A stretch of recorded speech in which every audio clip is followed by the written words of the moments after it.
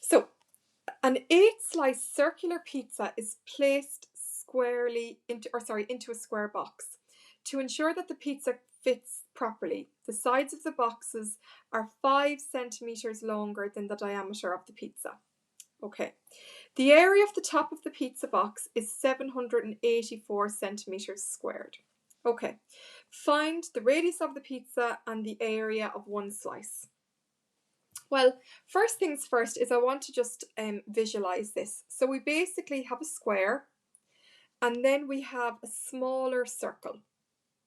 Okay, and the circle fits in such that there is, the sides of the box are 5 centimeters longer than the diameter of the pizza.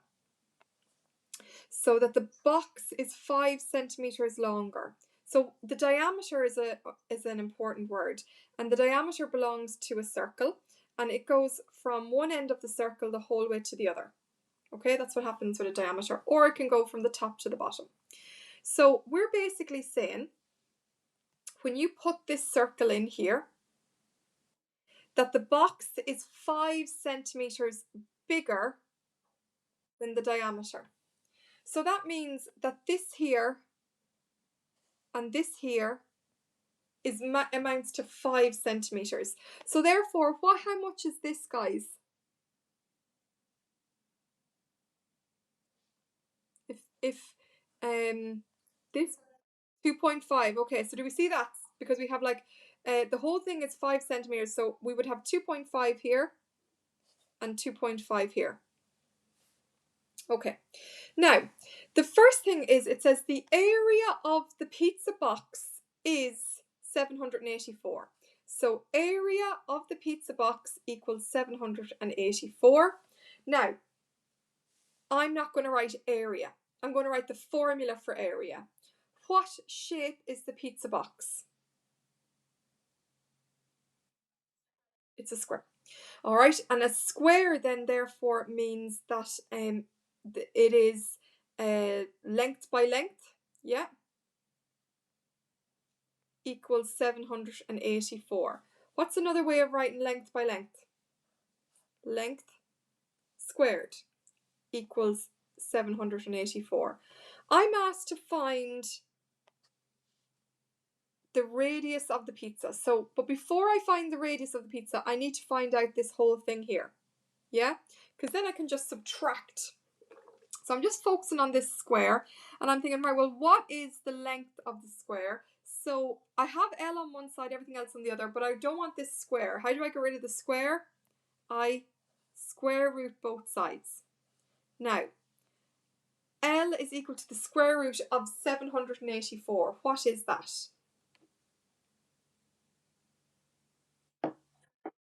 28. So what does that mean? That means that the length of the square is 28, and obviously the width of the square is 28. Because 28 by 28 gives me 784. I'm then asked to find the radius of the pizza. Okay, so I know that the whole thing here is 28. What's the diameter of the pizza? If the whole thing is 28 and it's 5 centimeters lower, what's the diameter? Diameter equals 23. Very good. And if the diameter equals 23, what's the radius equal to? I can tell you now, it's going to be 11.5. Okay, so maybe that's the part that we got right. I'm just going to click into just some of your results till I see what was the part that you were getting right. So yeah, so a lot of people got that first part right, 11.5. Well done. The next bit says, what is the area of one slice of pizza? Right, now, if I was to draw a slice of pizza here, guys, that's what it would look like, right? Now, if I asked you to find the area of that, what shape is that? It's not a shape. Sure, it's not. We deal with rectangles and triangles and circles and squares, but we don't deal with things like this. So we have to go back to what we do know. We do know the area of a circle. Okay, I'm going to make a better diagram than that now.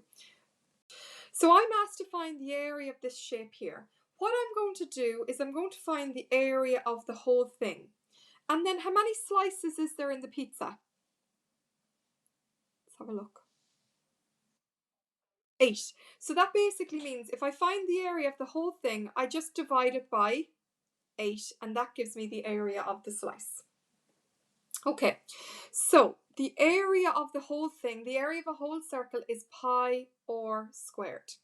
Now, it says taking pi to be 3.14, that means pi multiplied by r squared, and I'm saying pi is 3.14.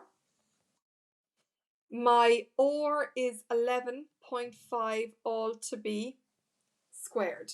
So if I type that into my calculator, so I'm going to my calculator now, and I'm typing in, I'm going to do this bit first. Okay, you can type it all into your calculator if you use brackets correctly, but if you don't, it's 11.5 multiplied by 11.5, which gives me 3.14 multiplied by 132.25.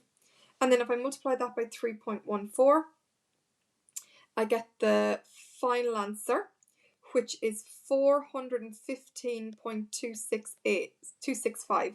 Now, lots of people give me that as their final answer, all right? Where did you go wrong? You didn't finish it. Because remember, that's the area of the whole circle. But you're only asked for the area of one slice. So you're going to divide it by 8. And I think that that's where a lot of people went wrong. Because a lot of people typed in this as their answer on the quiz. And so the final answer is 51.908125. And the question said to 1 decimal place. Okay, and so that would be 51.91. Okay, so well done everybody.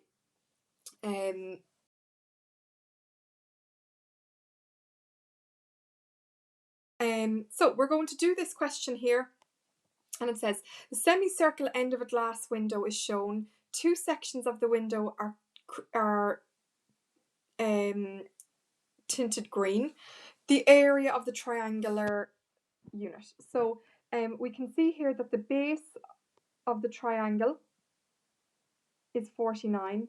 The perpendicular height of the triangle is this bit here, but we should spot that that's a radius.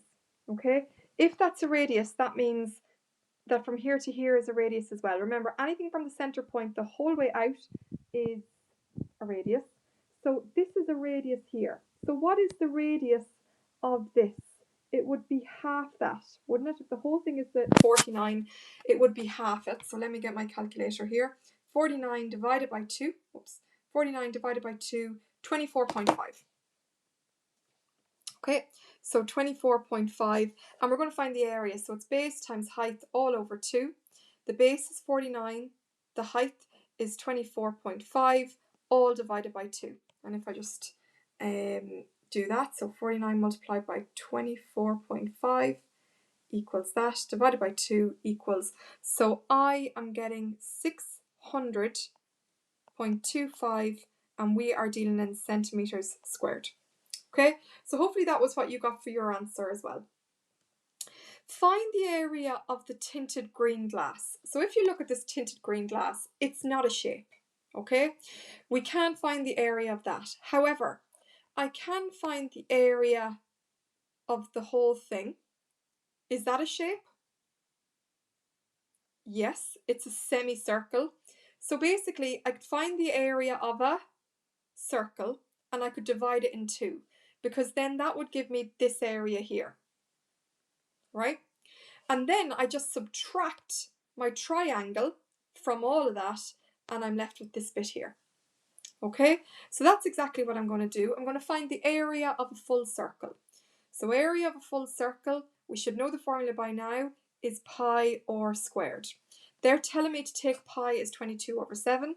So it's 22 over 7 multiplied by or the radius, which I should have, if the whole thing is 49, the radius we figured out already is 24.5. So 24.5 all to be squared.